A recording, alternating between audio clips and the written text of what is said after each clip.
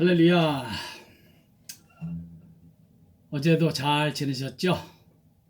오늘도 이렇게 또 예배를 드릴 수 있도록 모든 여건과 환경과 그리고 무엇보다도 이런 그 믿음을 은혜를 허락해 주신 주님께 감사드리면서 예배를 드리도록 하겠습니다. 오늘은 먼저 찬양으로 시작할까요? 이 찬양 저는 너무 좋아합니다. 두 손 들고 찬양합니다. 다시 오실 왕 여호와께 찬양드리겠습니다. 두 손 들고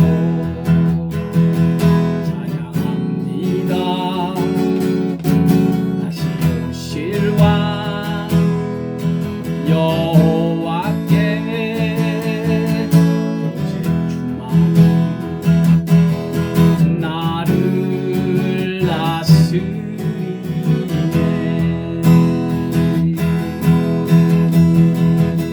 나 주님만을 섬기리. 헛된 마음 버리고 성령이여 내 영혼 충만하게 하소서. 주님 앞에 내 생명 드리리라. 나 주님만을 섬기리. 헛된 마음 버리고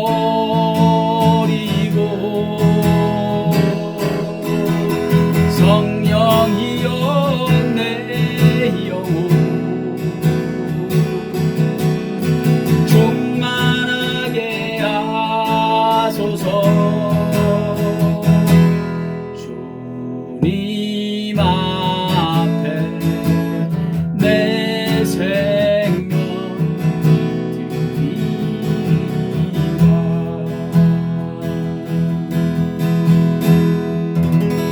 아버지 하나님, 오늘도 찬양으로 이 예배로 이 하루를 힘있게 시작하게 하시니 감사합니다. 아버지 하나님, 세상 근심, 걱정, 염려, 혹 있었으면 다 내려놓게 하시고 온전히 믿음으로 주님에게만 집중하고 그분의 말씀에게만 집중하고 그분의 은혜만 집중하는 복된 시간 되어서 다시 한번 하나님의 사람, 성령의 사람으로 충만해지는 복된 시간 되게 주시옵소서.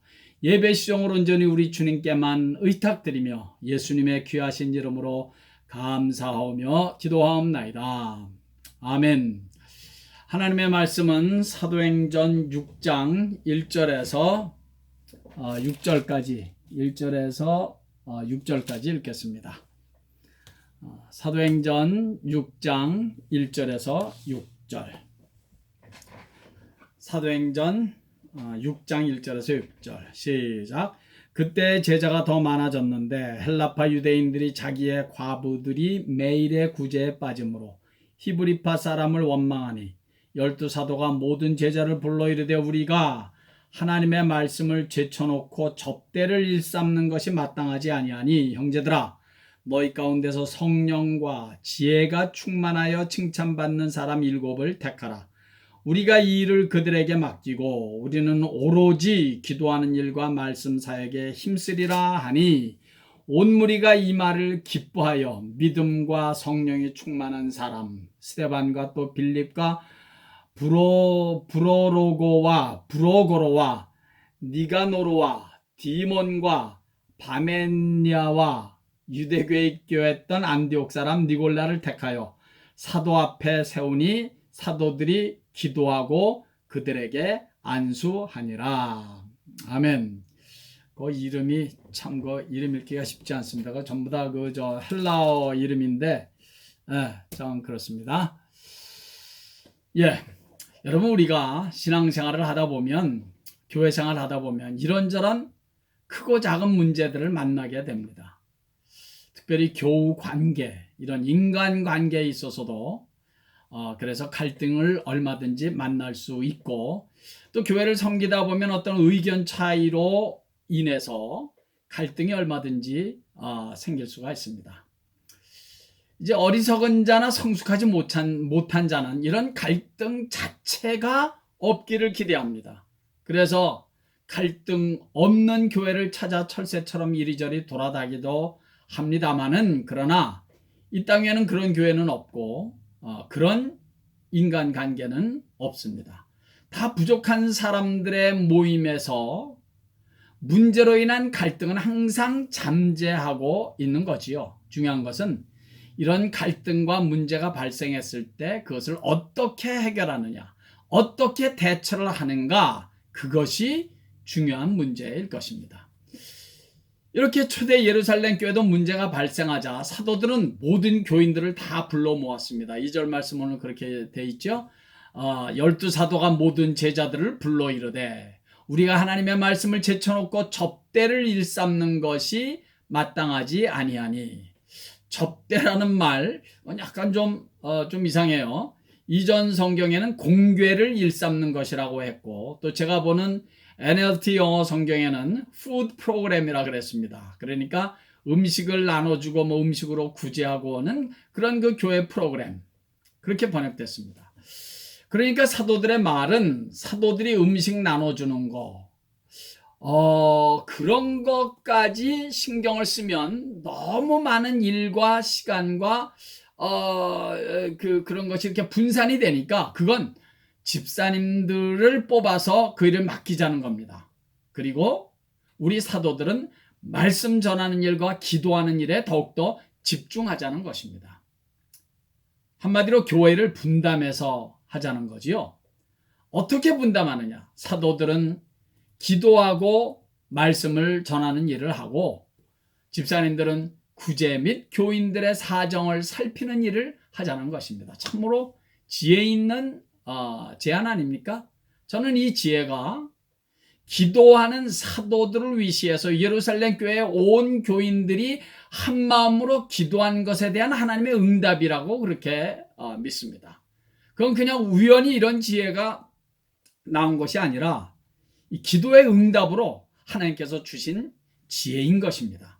그래서 그 갈등이 아름답게 은혜스럽게 해결이 된 겁니다.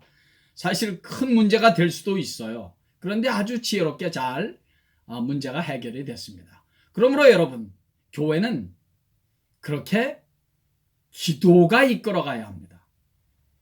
기도로 문제를 풀어야 합니다. 성도들의 기도가 메인스트림이 돼야 합니다.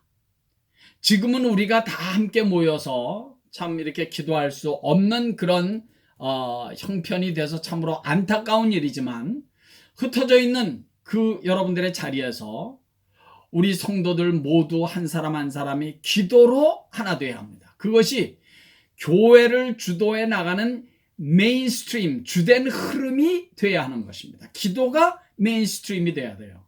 모여서 그냥 그저 웃기나 하고 교회 흉이나 보고 그저 남 비난이나 하고, 이런 것들이 교회 모임의 메인스트림이 되면 그건 교회를 망가뜨리게 하는 마귀의 술수가 되는 것입니다. 교회가 세상의 많은 모임과 본질적으로 다를 수 있는 이유는, 교회라는 성도들의 모임은 기도로, 찬송으로, 예배로 모든 문제를 푼다는 것이 돼야 되지 않겠습니까? 교회에서뿐만이 아니라 나 개인적인 신앙생활을 무엇이 주도해야 하겠습니까? 말할 것도 없이 기도가 우리의 신앙생활을 주도해 나가는 메인스트림이 되어야 합니다. 그것이 신앙생활입니다.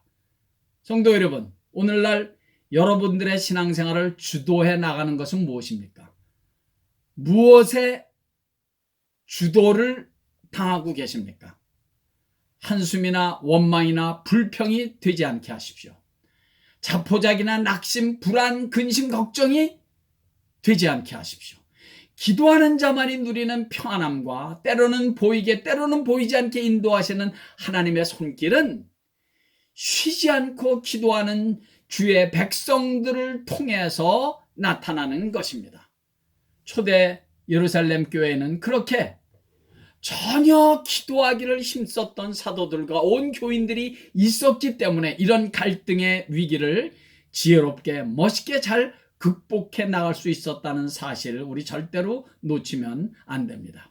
사랑하는 성도 여러분, 기도가 교회와 그리고 나 개인의 신앙생활을 주도하는 메인스트림이 주된 흐름이 되기를 간절히 바랍니다. 기도하는 시간과 장소를 정해 놓고 기도하시고 틈날 때마다 생각날 때마다 예수의 이름을 부르며 기도하는 것이 신령한 우리의 습관이 되고 그리고 생활에 그리고 내 몸에 익숙해지기를 간절히 바랍니다. 그렇게 기도 생활에 승리하는 자가 이 혼란스럽고 요란한 시기에라도 하나님 아버지를 아주 가까이서 만날 수 있고 하나님 아버지와 친밀하게 교제를 나누며 행복한 신앙생활을 할 수가 있는 것입니다. 사도들이 왜 집사들을 뽑아서 교회 일을 맡기기까지 해야 되는 이유가 무엇이었습니까?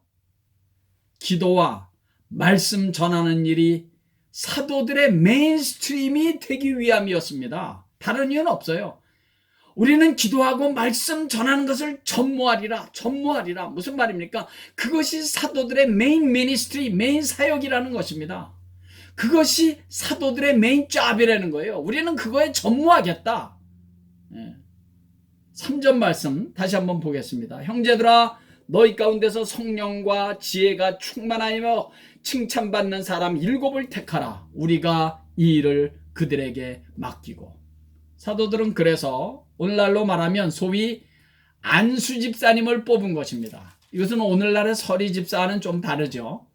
서리 집사님은 1년마다 매해마다 이제 교회에서 뽑는 것입니다. 그러나 오늘 본문에 나와 있는 이 집사님은 안수 집사입니다. 여기 저 성경을 보면 6절 말씀 보면 사도들 앞에 세우니 사도들이 기도하여 그들에게 안수하니라 하지 않았습니까? 소위 안수 집사님을 뽑은 겁니다. 참 기가 막힌 지혜 아닙니까? 정말 그런데 사실은 정말 힘든 일, 골치 아픈 일을 우리 집사님들이 맡은 것입니다. 사람들과의 관계에서 만들어지는 일들은 원래 골치가 아픈 일들 아닙니까? 더군다나 뭐 교인들에게 음식을 나눠주고 구제하는 일이니 뭐 우리는 왜 조금 줬느냐, 저 사람들은 왜 더 많이 줬느냐, 뭐 우리는 왜 빠졌느냐, 뭐 여기서부터 시작해서 왜 우리를 먼저 주지 왜 저 사람들을 먼저 주느냐 등등 별 사람들이 다 있었을 텐데 그걸 집사님들이 맡았다는 것입니다. 사도들이 그것까지 도맡아 하면 언제 말씀을 준비하고 언제 기도하겠습니까? 그 힘든 일을 집사님들이 대신해 준다면 그건 사도들의 큰 부담을 덜어주는 일이 되는 것이고 그것은 결국 교회가 부흥하는데 직접적으로 크게 도움이 되는 것입니다. 사도들이 기도하고 말씀 전하는 일에만 전무하게 되면 여러분 그 말씀이 얼마나 힘이 있고 은혜가 넘치겠습니까? 그렇게 해서 사도들의 제안대로 안수집사를 뽑게 되는데 그 안수집사의 자격을 사도들은 이렇게 말씀합니다. 3절 말씀, 성령과 지혜가 충만하여 칭찬받는 사람, 그것이 자격입니다. 5절 말씀에는 성령과 지혜 대신에 성령과 믿음이 충만한 사람이라고 했습니다. 그러니까 종합하면 4가지입니다. 성령, 믿음, 지혜, 칭찬받는 사람. 그런데 이것이 어찌 그 당시에 안수 집사님들만의 자격이 되겠습니까? 집사는 말할 것도 없고 장로, 목사, 권사 다 교회 직분자들 모두에게 절대적으로 필요한 자격인 줄로 그렇게 믿어집니다. 언젠가 꽤 오래전이죠. 제가 남미에 있었을 때니까 LA의 소위 가장 전통 있고 큰 교회에서 장로를 뽑는데 후보들이 선거운동을 하는 거예요. 막 현금이 들어있는 봉투를 실제로 주일날에 주보와 함께 막 돌리고 말이죠. 그래서 그 교회에서는 돈 없으면 절대로 장로가 될 수 없다는 그런 참 안타까운 말이 돌았습니다.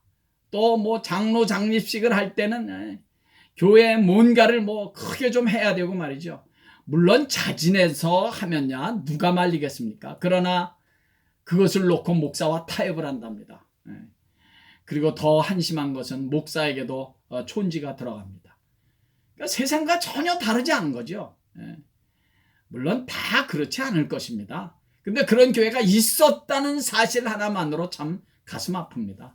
통탄을 할 일이죠. 사도들이 제안한 자격 조건과는 전혀 거리가 먼 일들을 오늘날 교회 안에서 행하고 있다는 그 사실 자체가 참 우리를 씁쓸하고 답답하게 만드는 거 아니겠습니까? 성령과 지혜와 믿음이 충만해서 사람들에게 칭찬을 받는 사람, 말만 들어도 참 은혜가 되고 참 기분이 좋지 않습니까? 이 말을 다른 말로 한다면 성령, 믿음, 지혜로 교회를 섬기고 헌신하는 사람, 그렇게 말하고 싶어요. 그리고 그런 사람은 사람들에게 칭찬을 받게 돼 있습니다. 사람에게 칭찬을 받지 못한다면 그것은 성령과 믿음과 지혜가 충만하지 않았기 때문에 그런 것일 것입니다. 성령과 믿음, 지혜가 충만한 분이라면 그 사람은 당연히 사람들에게 칭찬을 받게 돼 있습니다. 왜 이런 자격이 필요하다고 생각하십니까? 왜 사도들이 이런 자격을 제안했을까요? 그들이 리더이기 때문입니다. 리더이기 때문에. 그것도 주님의 몸된 교회의 리더이기 때문에 그렇습니다. 리더란 원든지 원치 않든지 사람들이 보게 돼 있습니다.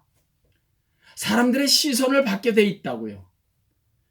그 말은 무슨 말이냐면 리더란 사람들에게 영향력을 끼칠 수 있는 자리라는 것입니다. 그래서 특별히 더욱더 신중을 기하지 않으면 안 됩니다. 영향력을 끼칠 수 있는 자리. 그래서 중요한 거예요. 얼마 전에 대한민국의 서울시장이 박원순 씨가 자살해 죽었습니다.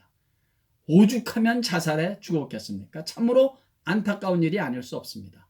저분은 그분이 좌파든지 우파든지 그런 정치색 그 얘기를 말하는 것이 절대로 아닙니다.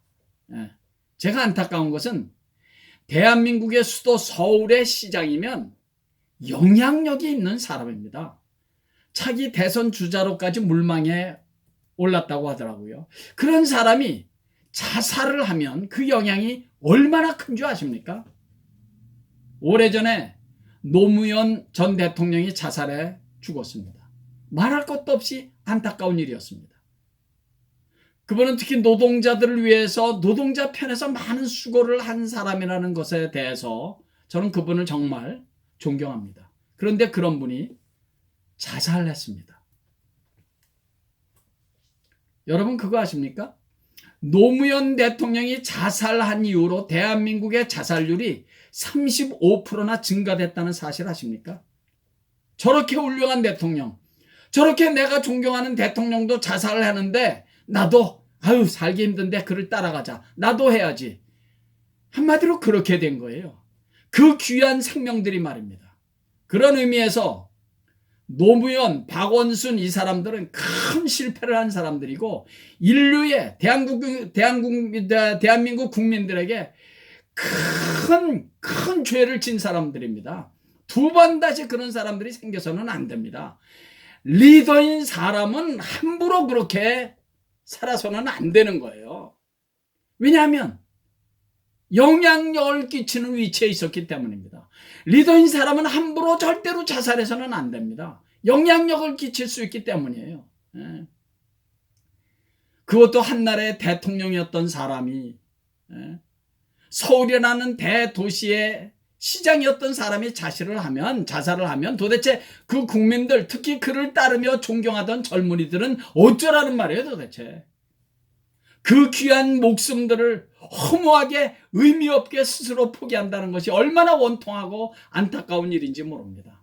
한 영혼을 천하보다도 귀하게 보시는 한 생명에 대한 주님의 평가를 굳이 언급하지 않더라도 한 생명이 얼마나 귀한 것인데 한 나라의 대통령이고 시장이란 사람들이 그렇게 무책임한 행동을 하는 건 정말 죄 중에 가장 큰 죄입니다.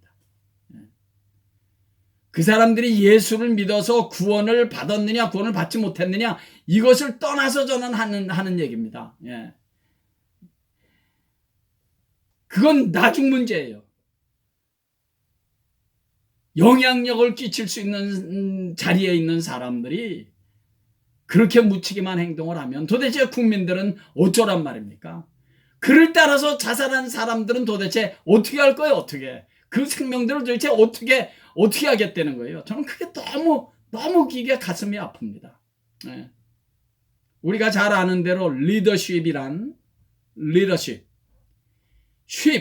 배를 리드하는 사람이라는 말이잖아요. 그렇습니다. 리더는 한 인생이라는 배 방향을 인도하고 리드하고 결정하는 사람들입니다. 본인만 혼자 지옥 가는 것도 너무나 안타깝고 억울하고 답답한 일인데 다른 사람들에게까지 영향력을 끼쳐서 지옥을 가게 한다면 그 죄를 다 어떻게 할 겁니까? 특히 교회 리더는 한 영혼이라는 배를 천국으로도 리드할 수 있고 지옥으로도 리드할 수도 있는 막중한 책임이 있는 직분입니다. 그래서 더더욱 교회 리더는 기본적이고 본질적인 책임이 있는 직분입니다. 그래서 교회 리더는 이 기본적이고 본질적인 자격이 절대적으로 필요한 것입니다.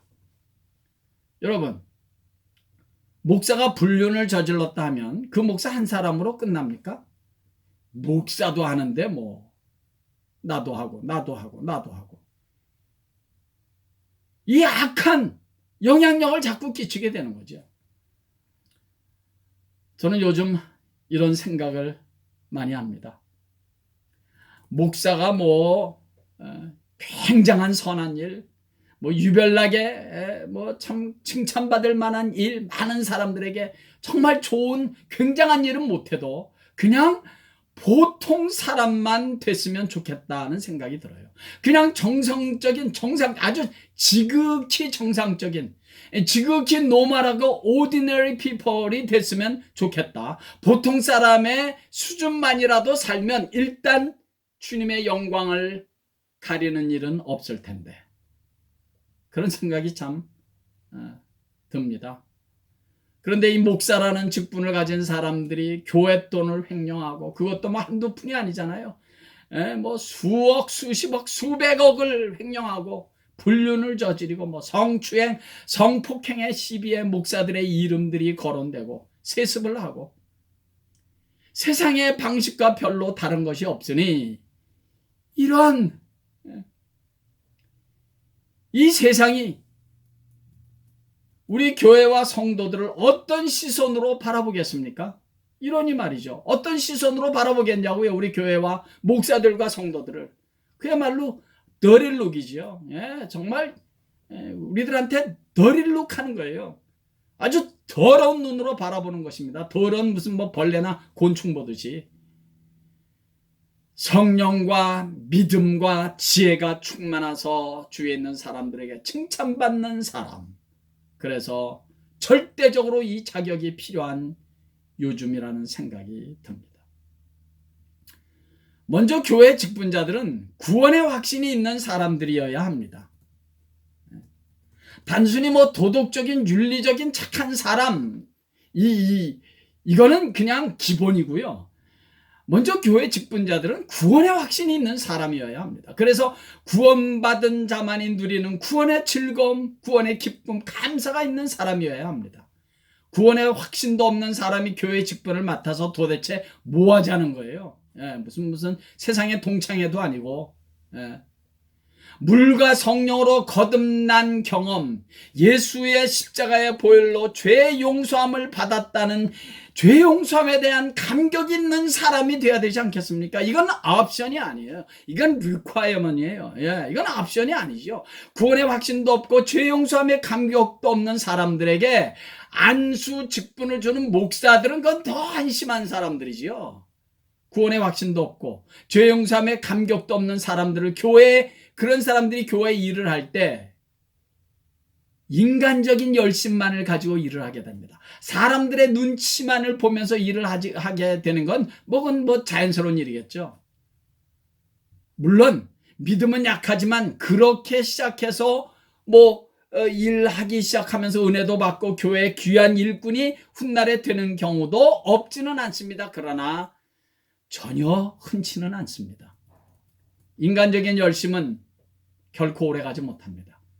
그래서 저는 교회에서 봉사하는 분들일수록 예배에 참여는 물론 예배에 집중해서 은혜를 먼저 받아야 합니다.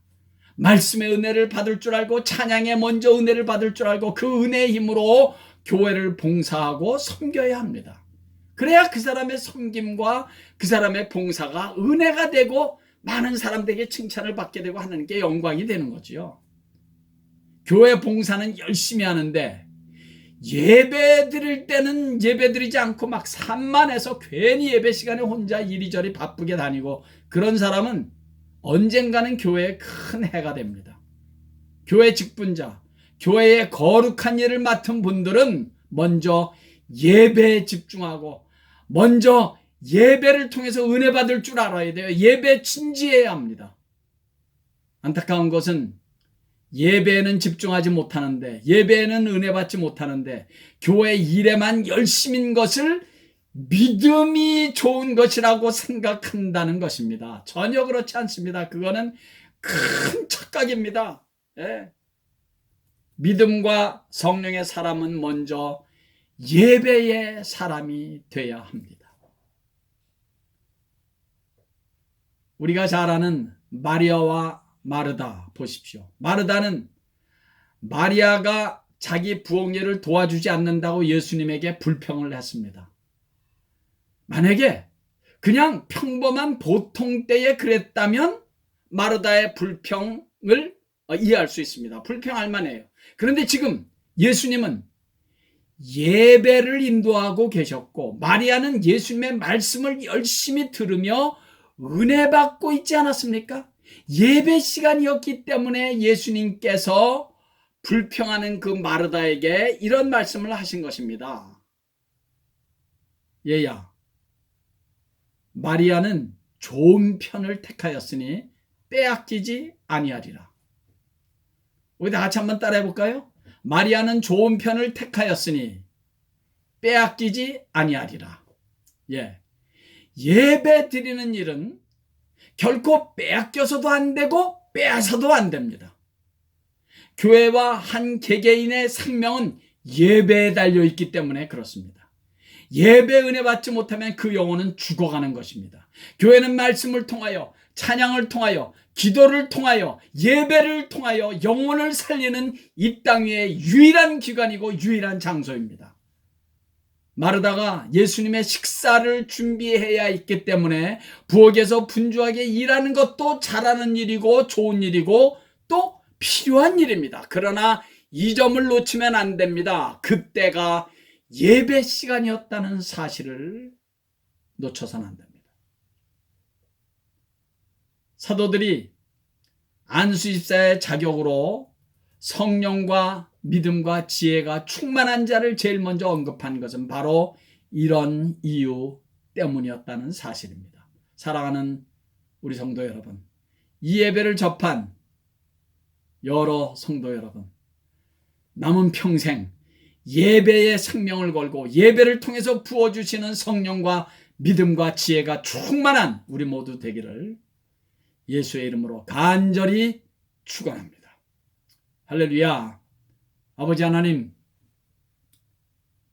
오늘 이 말씀을 접한 모든 주의 백성들은 남은 평생 예배에 생명을 걸게 하시고 예배를 드릴 때마다 살아계신 우리 아버지 하나님의 음성을 듣게 하시고 예배를 드릴 때마다 우리 주님을 가까이서 만나게 하시고 예배를 드릴 때마다 세상에서는 누릴 수 없고 얻을 수 없는 하늘나라의 신령한 양식, 하늘나라의 신령한 그 은혜, 그 능력과 힘을 공급받는 그런 성공하는 예배자들이 다 될 수 있도록 은혜를 베풀어 주시옵소서. 예수님의 귀하신 이름으로 감사하며 기도하옵나이다. 아멘.